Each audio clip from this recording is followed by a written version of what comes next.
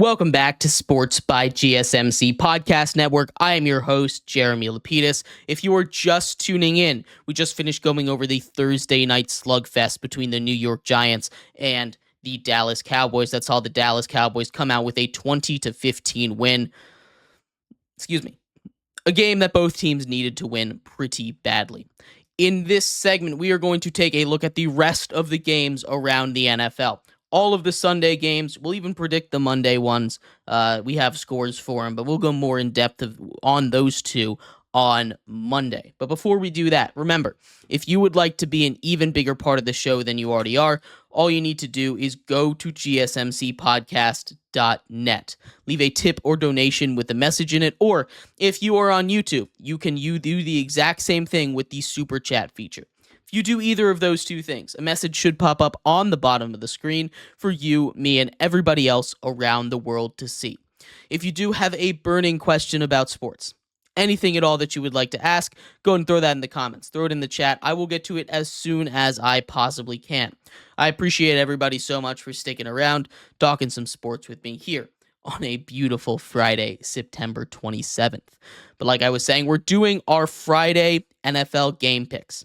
We have every single game to go through, so why not start with the other New York team? The New York Jets hosting the Denver Broncos, 7.5-point favorites. Aaron Rodgers had his coming out party with the New York Jets last Thursday night, taking down the New England Patriots. The Denver Broncos and Bo Nix get their first win together in the rookie's young career. A big game for both of these teams last week, looking to back it up. Both of them got kind of blowout wins. I think this Jets defense, while it is a little bit banged up, is a much better unit than that Tampa Bay defense. Sean Payton is a very good coach. Bo Nix showed some flashes last week, but still, it's not enough for me to put my entire faith in him. Aaron Rodgers has the resume for me to say he looks like he's back, and he looks like he's moving around like he used to be. Ran for a couple first downs there. That's a really encouraging sign from Aaron Rodgers. I think the Jets are going to win this game, and I think they're going to win it pretty easily. The Denver Broncos defense, I think, is worse than that Patriots defense. That offense might be slightly better, but it's only slightly. I think those two teams are very similar. The Jets win 28-14. Up next, Minnesota heading to Green Bay, a division rivalry. Jordan Love is questionable in this one. Green Bay is favored by 3. Minnesota's defense has been playing out of their minds. Brian Flores has been arguably the best coach in the league. The one that you would argue it with is Matt LaFleur of the Green Bay Packers. I think these two coaches right here have been the best two coaches in the league to start off the season, going up head-to-head against each other for the first of 2 matchups this season. Sam Darnold has been able to play mistake-free football. Xavier McKinney has intercepted a ball in each of the first 3 games. This game is going to come down to whoever wins the turnover battle. Malik Willis, I'm going to assume he's starting, although, like I said, Jordan Love is questionable. There is still a chance he comes in and plays. This is a massive matchup. Both of these teams are showing that they belong at the top of the NFC. This could be major for seeding for the division race. I think Minnesota's going to come in and get the first upset win of the week. This is going to be really close, but I love what Brian Flores has been able to do with his defense. Matt LaFleur has been awesome, and I hate that I keep fading Malik Willis. I really do. I hate that I'm going to sit here yet again and say that I don't trust Malik Willis, but I don't. He's looked incredible these last couple weeks. He really has. But if we take a look at his career numbers, or I guess his lack of career numbers, I don't know if I can really trust him in a game like this one with a defense like Minnesota's that's been flying around, putting crazy coverages, crazy hidden schemes that he has never seen before. I think Minnesota's able to steal this one on the road. They win 24-21. Green Bay favored by 3. This is my first upset of the week. Then New Orleans, traveling down to Atlanta to take on Kirk Cousins and the Atlanta Falcons. The Falcons favored by 2.5 here. I know the Saints came off of a very, very disappointing game. A game where they weren't able to get anything going offensively. A game where Alvin Kamara was reduced back to his last year self. A game where Derek Carr wasn't able to get his normal production through the air. I guess his beginning of the year production through the air. That Saints defense is still really, really good, though. That is a Saints defense that held a very high-powered Eagles offense to just 15 points. That is a Saints defense that, well, yes, they faltered a little bit at the end. They did a lot of bend, don't break, and they forced a lot of really opportune turnovers on that Philadelphia Eagles squad. The Atlanta Falcons are a team that was unable to punch it in the end against a good defense in the Chiefs. I think that Saints defense is better. I think this is going to be a very tight game. But even though it's on the road in Atlanta, Kirk Cousins has looked better. I think the New Orleans Saints are for real. I know that's kind of a hotly debated issue there. I think the Saints are a really good team. I love the way that they've been in the beginning of the season. Now, I don't think they're going to be 40-point team every single week like they were the first 2 weeks, but this is a good Saints team. This Falcons team is kind of running into some bad luck, and I don't really love the coaching style right now. I'm going to lean towards the Saints in my second upset of the week. They win 27-19. Then we get Philadelphia. Huge win in New Orleans. They go on the road to take on another NFC South team, the Tampa Bay Buccaneers. Baker Mayfield coming off of an awful game. Really, that entire team coming off of an awful game. Philadelphia Eagles favored by 2 in Tampa.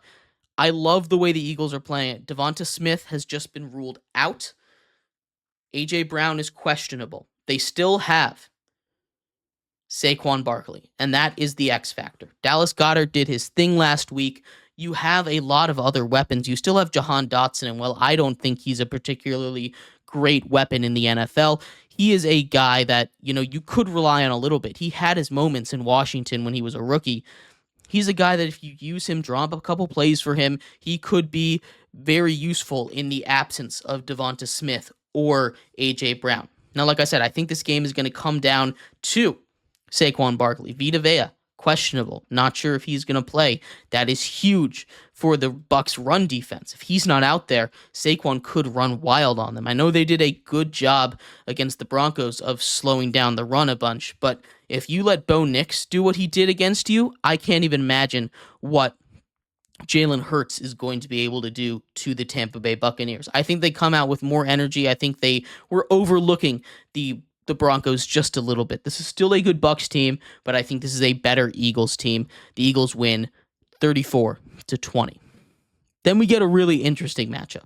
The Cincinnati Bengals favored by 4.5 points, traveling to Carolina, where they will face Andy Dalton, their former franchise quarterback. Andy Dalton came in, looked awesome, gave the NFL its first 300-yard, 3-touchdown pass performance of the year. Adam Thielen, out, gets put on the IR after catching a touchdown. Nasty hamstring injury there for him. This is going to be an interesting matchup. That Cincinnati defense, I don't think could stop a fly right now. They are just really bad.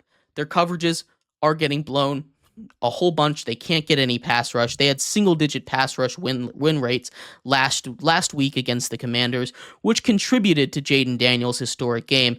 Jaden Daniels still had a great game without that, but still, it helps a little bit when you're not really facing pressure. The Cincinnati defense needs to step up.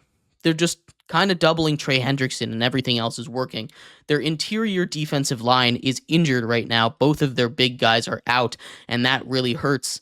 I think because of that, this game is a lot closer than people think. I know maybe some people are overestimating the Panthers. The Panthers are still a bad team. This is a very good Cincinnati offense, too. And I think they'll be able to outscore the Panthers offense regardless of how bad that defense is. But I do think this will be close. I think the Cincinnati Bengals win 31-28. They don't cover the spread on this one. Carolina and Andy Dalton continue their wrath, I guess I'll say, around the league. But that's a bad Cincinnati defense, and they're not going to win a lot of games if they can't find a way to shape up. Jacksonville heads down to Houston. Houston favored by 6 in a divisional matchup. Jacksonville, number 32 on my power rankings. They've looked awful. Get killed by the Bills. This is a very good Houston team. They're missing Tank Dell. They're missing Damian Pierce. If they have Joe Mixon back, that run game is going to be very important. I think they bounce back in a big way. I don't think Jacksonville stands much of a chance here. They play too much man against a very talented Texans wide receiver room.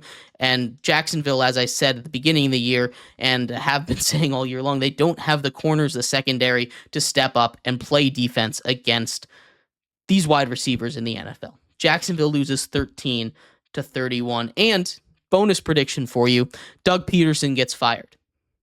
A little early in the year maybe, but they need to get something going. And obviously it's not working right now down there in Jacksonville. Pittsburgh traveling to Indiana to take on Anthony Richardson and the Colts. The Pittsburgh Steelers, 2.5-point favorites, come in winning 3 straight to open up the year. Justin Fields still has not been named QB1. I don't know if that's for Russell Wilson's sake. Maybe it's an unwritten clause in the contract that he's QB1. I'm not entirely sure there, but it seems pretty clear that Justin Fields has won that job. Russell Wilson continues to be inactive. This Pittsburgh defense has been the best defense in the league. They've allowed less than 300 yards total through 3 weeks, which is insane, by the way. That's not normal numbers for a football team. This Pittsburgh Steelers team has been awesome. It really has. TJ Watt looks like the front runner for Defensive Player of the Year. Indianapolis has a good run game. If they can get that going, if they don't have to rely on Anthony Richardson, who can make those crazy plays but has not been able to make those easy plays, I think they can win this game. I think Anthony Richardson is going to have one of his good games. I kept going back and forth on this one. I think Indianapolis is going to cover the spread on this one. I do. It's 2.5 points, but I'm not sure if they're going to win. I'm going with Indianapolis to win 24-20 over the Steelers. I think Anthony Richardson is going to just go crazy, have one of his good games this week. But he's also going to put the ball in harm's way a little bit too often and keep it close. I just don't trust that Pittsburgh offense to rally around some of the mistakes he's made and drive the ball down the field. I need to see something out of that offense this week. Indianapolis wins 24-20, my third upset of the week. Then, the Rams travel down to Chicago to take on the Chicago Bears. Caleb Williams goes for 363 yards in the loss last week threw the ball 52 times. They couldn't get anything going on the ground. They need to get stuff going on the ground. The Rams are heavily injured. The Bears defense is awesome. I love that Bears defense. Matthew Stafford pulled some magic out of his hat. I'm not sure if it's going to work against this week, but I do think they're going to be able to keep it close. If the Bears can shut down the run from Kyren Williams, if they can focus on Kyren Williams and keep him out of the end zone a whole bunch of times, it's going to be tough for the Rams to get much going offensively. I think the Bears win 23-20. Traveling to Arizona, Jaden Daniels and the Commanders, coming off of a huge win, travel down to Arizona, take on Kyler Murray and the Cardinals. The Cardinals, 3.5-point favorites at home on Sunday. This is going to be a good game. Like I said, Jaden Daniels faced less than 10% of pressure rate against the Cincinnati Bengals last week on Monday Night Football. And while that's not the only reason he had a really good game, we talked a lot about him this week. He had a great game, 90% completion percentage. I don't think he'll be able to replicate that again. That's not something we're looking for him to do every week. And honestly, as good as he's been, I think the hype for him is getting a little out of hand. Maybe I've just been seeing a little bit too much of PFT commentator there. But I think it's a little too much love that he's getting. He did great. He played great, and I'm not gonna take that away from him or the Washington Commanders. But it's a little too much. He's not the best quarterback in the league. He has flaws of his own. He holds the ball too long in certain situations. He's got the confidence. He's got the moxie to run a team. But I think the Cardinals get the ground game going again, which I think is going to be very important. against this Washington team, and it also is going to let their offense go. Marvin Harrison is going to have a huge game. That Washington defense is not good enough to stop a receiver like Marvin Harrison. I think the Cardinals win this game. Close one, 27-24. Then we get New England Patriots traveling to the Bay Area to take on the heavily injured San Francisco 49ers. Niners favored by 10 points in this game. Jacoby Brissett back at quarterback. Drake May watch is on, though. George Kittle, Brock Purdy should play. Juwan Jennings coming off of a huge game. 3 touchdowns, over 150 yards, over 10 catches. Wild performance from him. He's a great receiver. I love Juwan Jennings. I still want to see more out of Brandon Ayuk. He's dropped a lot of balls since coming back, and you can attribute that to him not being at training camp, him missing a lot of the offseason workouts. But still, he's a receiver that gets paid $30 million a year. He should make more money. He should catch more passes. Christian McCaffrey still out. Jordan Mason, very good running back, I think. This is just going to be too much for the Niners to handle. Tough draw after a brutal game against the Jets. I don't think this one is going to go much different. The Niners win 28-10. The Las Vegas Raiders travel to Cleveland. The Browns, coming off of a tough loss to the New York Giants. Deshaun Watson gets sacked 8 times against the Giants front that I think is very comparable to the Raiders front. Max Crosby, Christian Wilkins, comparable to that Giants front up there. That is going to be a tough day. Jedrick Wills Jr. gets hurt in that game against the Giants. The offensive line takes a step back. Myles Garrett, day to day. That defense is going to take a step back. I'm not sure what version of the Raiders we're going to get. I don't know if we're going to get good Gardner Minshew. I don't know if we're going to get bad Gardner Minshew, and that is going to be the difference in this game. If we get good Gardner Minshew, even without Devontae Adams, they still have solid receivers, solid weapons over there. Trey Tucker, I like him as a deep ball threat. I like a good Jacoby Myers. He was solid last season for them. If their defense plays a little better, get some pressure on Deshaun Watson, I still need to see that Cleveland offense do something with Deshaun Watson. I think they win this game. I think the Browns win this game if Jameis Winston comes in and starts, but that's not what's happening. For now, I've got the Raiders winning it. It's a pick'em right now. Raiders win 23-15. Then we get the Kansas City Chiefs division matchup traveling to take on the Los Angeles Chargers. The Chargers have an identity. The Chiefs have been really solid against the run this season. It hasn't been amazing, but they've got really good linebackers that are great at sniffing the run, and that's going to be the big matchup. Can that linebacker core beat a beat-up offensive line? Joe Alt, Rashawn Slater, both down for this game, it seems like. We're probably going to get Justin Herbert. I think he should rest. High ankle sprains only get worse when you go at him. He needs to take a break. But it seems like he's going to go, and he wants to go, he's going to go. And that's what's happening right now. I don't think the Chargers have the offensive juice to keep up with the Chiefs, but I think the Chiefs have been struggling a little bit. I think the Chiefs, this is a get back on track game. Not all the way, though. Chiefs favored by 7 on the road. I think they win 26-17. And the final game of Sunday. The Sunday night game, Josh Allen and the Buffalo Bills, currently the MVP favorite, travel to Baltimore to take on Lamar Jackson, the reigning MVP, and the Baltimore Ravens. The Ravens favored by 2.5 points in this one, but their defense has not been very good compared to a very good defense on the Bills' side. This is going to be a fun game. The Baltimore Ravens have been unable to close games, so even if they have a lead, I don't know if I can trust them to go up against a really talented Bills offense and Josh Allen and slow them down, especially in the fourth quarter. I need to see their ability to do that before I believe in them. Therefore, I'm picking Buffalo to win this game. My fourth and final upset of the week.